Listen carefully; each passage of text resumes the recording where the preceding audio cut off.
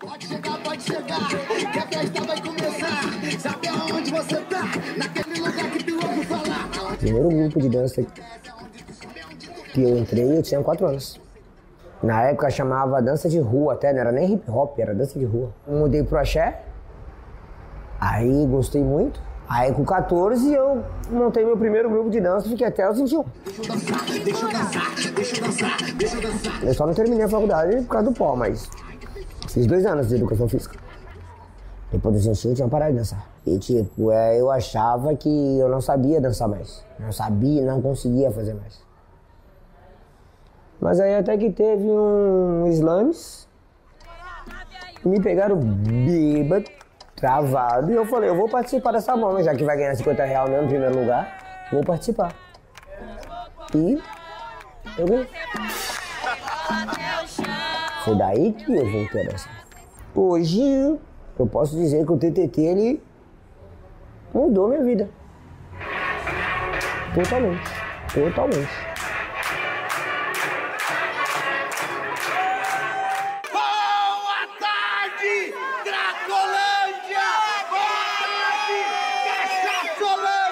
O Slames é a porta de entrada. É um show de talentos, né? Que a gente organiza no Fluxo e é a forma como a gente estabelece o vínculo com essa população. Como a gente é um projeto que não tem muitos recursos, então obviamente a gente não vai atender um grande número de pessoas, a gente dá prioridade para os artistas. Quero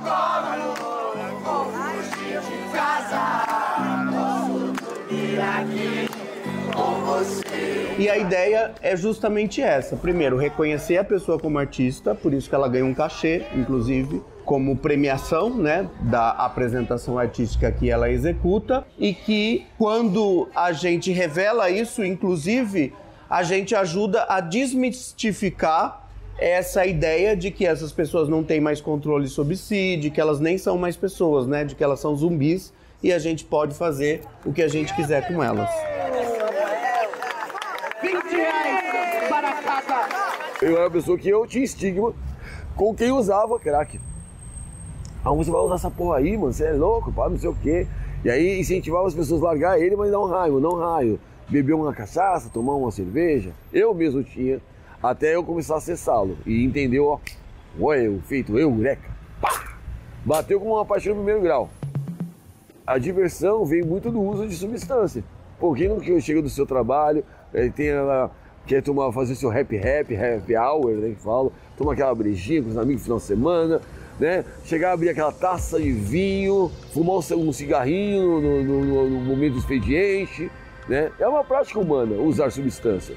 Né? Seja ela qual for, como você se identifica. E eu me identificava com uma diversidade. O álcool já fazia presente, a cocaína também. Eu trabalhei em evento, trabalhei em rave, já fazia parte, para ter essa euforia, esse movimento. Mas estar na rua é um outro lugar. Estamos falando sobre pobreza.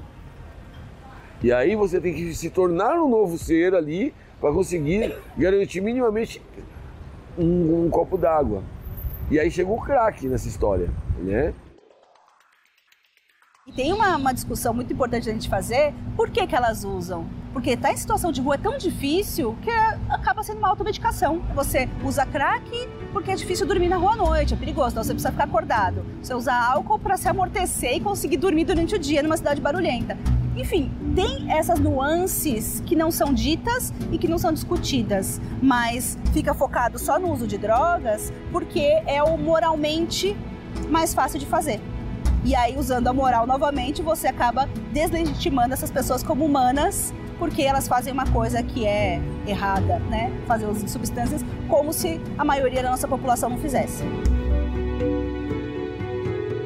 Usei crack muitos anos da minha vida. E o crack, para quebrar um pouquinho essa questão, nada mais é do que a cocaína fumada, não é um lixo. Né? Que fala, é um lixo, é o resto, é isso. Enquanto a sociedade não me via portando um cachimbo, eu era da hora, eu era um hipster, eu era um cara da hora. Legalize, estava ali, fazia um corre pra galera, tava fumando baseado, pegava uma seda, tava ali também, bababá.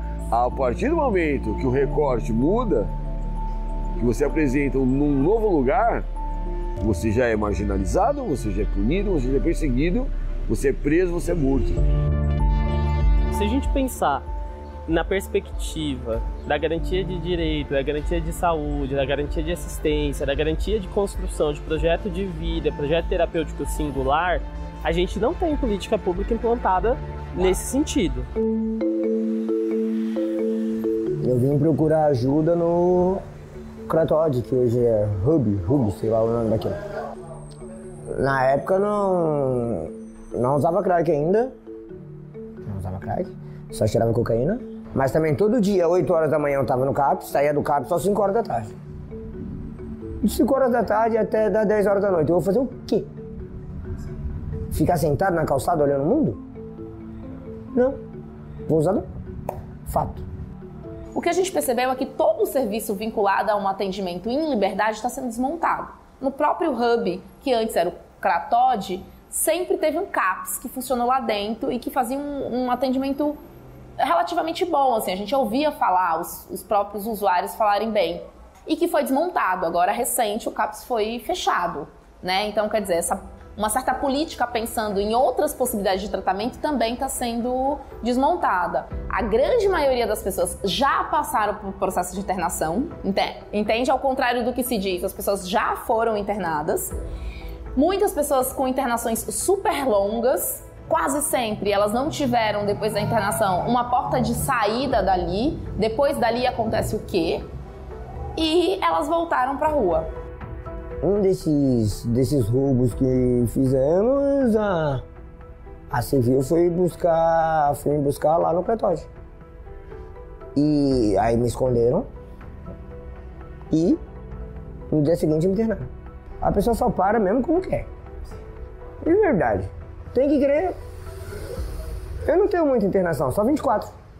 O que funciona para as pessoas que têm problemas relacionados ao uso de drogas é ser tratada em liberdade e ser tratada no contexto em que ela vive, para que ela não fique tornando essa porta giratória, porque hoje aqui no município de São Paulo é uma porta giratória e que muitas pessoas ganham dinheiro. As comunidades terapêuticas, os hospitais psiquiátricos, todo mundo ganha dinheiro e a pessoa fica rodando de um serviço para o outro e sempre voltando para onde? Para a rua.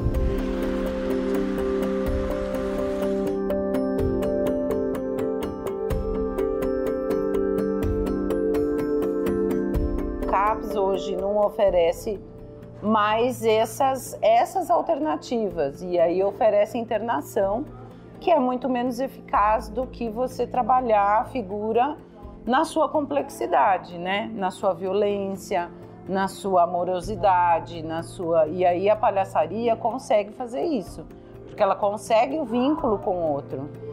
Então acho que essa é a função que a gente faz acontecer dentro aqui do trabalho da Cracolândia, né? Em que o riso tem uma função social. Ele não é um entretenimento. Ele é a partir dele é que a gente toca nas questões, que a gente discute, que a situação que se vive aqui se revela, né, para quem está de fora e para eles mesmos, para que eles possam então criar consciência. E aí, criando consciência, você vai criando autonomia e, ao mesmo tempo, vai dando muitos passos naquilo que a gente chama de tratamento também, né?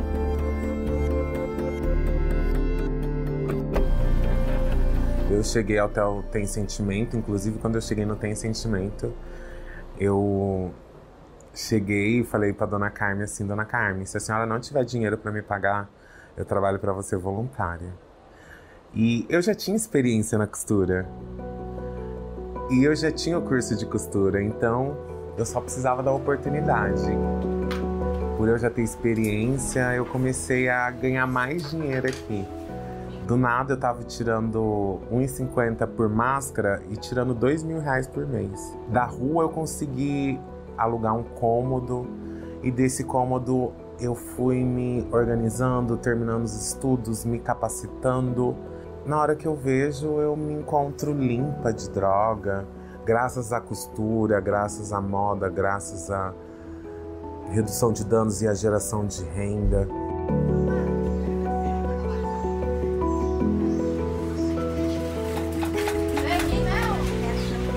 aqui a gente tem meninas que ainda usa e outras que não usam mais, né?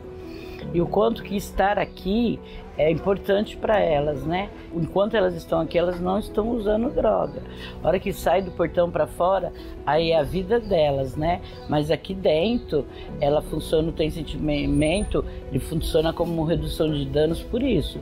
Porque enquanto elas estão aqui, elas não estão usando, e o quanto elas estão aqui, elas podem sonhar com algo mais, né? Porque é difícil a realidade dessa população, né? Você precisa ter sonho, porque se você não sonha, você viver só daquela realidade da sua vida, você não aguenta. Hoje eu poder acolher, porque eu já fui acolhida, eu acho que esse é o papel da vida, a gente ser cuidada para cuidar.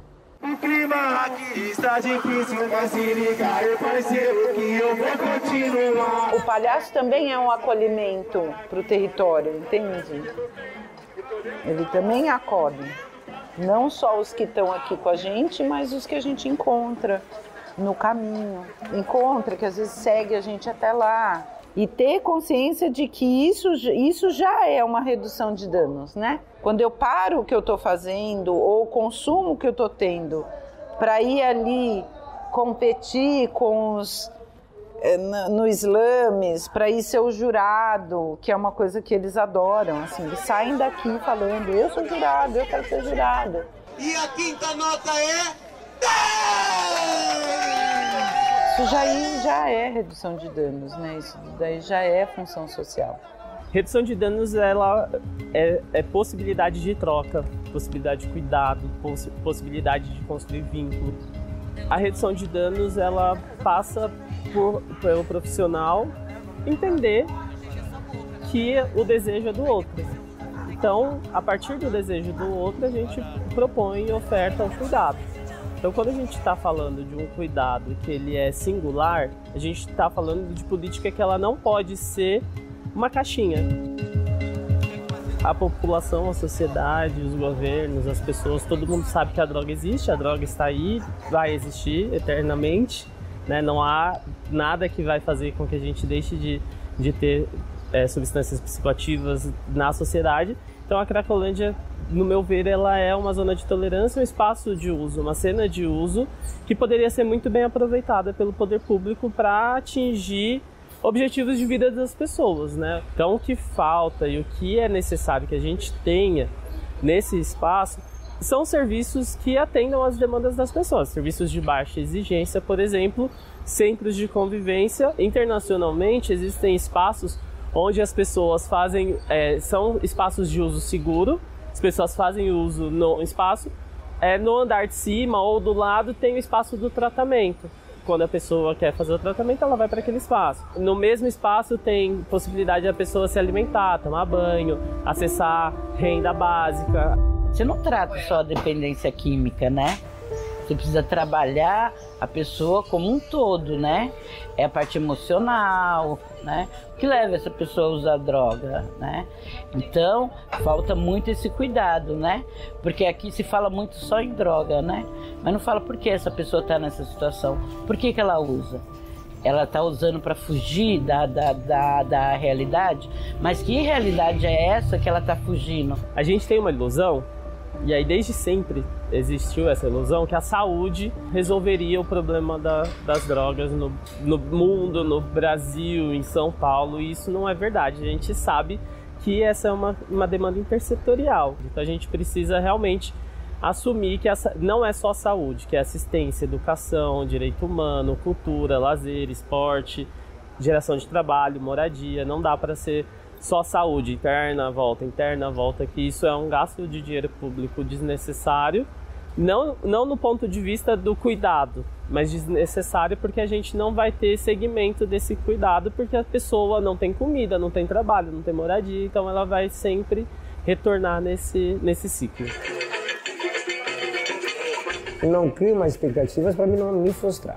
24 internações é frustrante. Eu quero alugar um canto para mim, já que eu saí da moradia do projeto. Quero comprar um celular. Fazer minha tatuagem. Tipo, a moradia é o primordial. Um mesinho de moradia. precisa nem ter nada, é só colocar uns 2 cobertores lá no chão. Eu fico mais fora de casa do que dentro mesmo. Mas tipo, se for uma coisa que eu me adaptar, já sei que no mês que vem eu tenho que pagar de novo. Então, eu vou para essas metas, de verdade. Os coletivos trazem algo de diferente. O Cinefluxo, na quarta-noite, cinema, doação de pipoca, doação de bolo, água, preservativo, por aí vai. Pô, é diferente. Um filme ali, colocar um Chaves, ver 40 cracudos sentados em volta assim, assistindo aquele tempo, sabe? Um TTT, 2 horas no fluxo e o pessoal para ver, para participar, sabe? Briga até pra participar. O pessoal já espera, tem gente que encontra na quarta-noite, amanhã tem, né? Amanhã tem.